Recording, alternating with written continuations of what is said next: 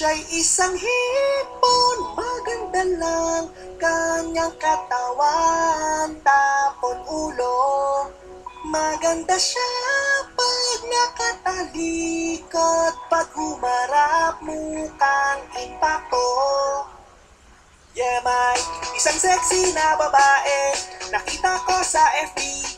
Puro katawan lang ang picture, sabi ko eyeball kami.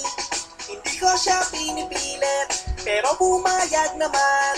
Nakita ko sa may gilid, nakatalikod lang siya. Suot niya ay white, ako'y na-excite. Sabi ko sa mic, ang swerte mo ba'y aking tinawag? At dahan-dahan siyang pumarap. Siya'y isang hipon, maganda lang kanyang katawan, tapon ulo. Maganda siya magkakatalikod, pag humarap mukhang ipato.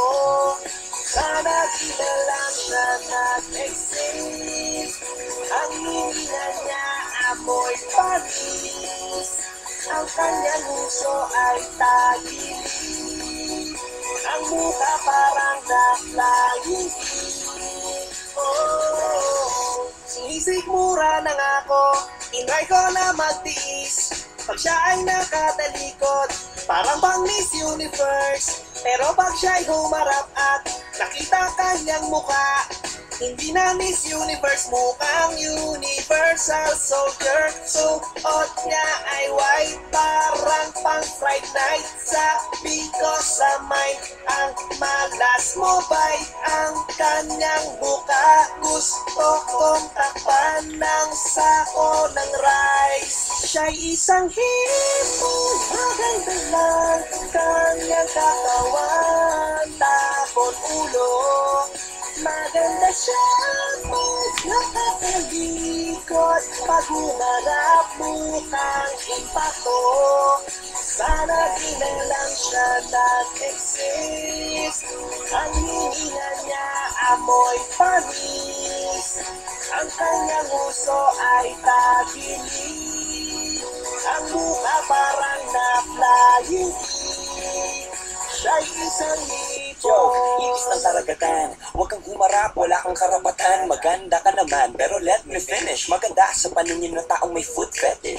Siya pa naman ay gaganda, basta sa mundo'y may alak ba? At basta habol yung lalaki, one kanta. Mga mahilig sa exotic na pa. Wow, yeah. Wow, wow, wow, mali. Sa tempura yata to pinaglihi. Paborito ng mayaman, ayos lang maging mayaman, kasi ayaw namin lumingon ka sa pinanggalingan. Hirap na sa flip top, ako na'y bumait, pero dahil sa'yo na-inspire, bumatil pa ulit. Kaya bago umalis ate, salamat talaga. Pasalamat ka rin at sa radyo bawal magmura. Siya'y isang hipon, maganda lang kanyang katawan, tapon ulo.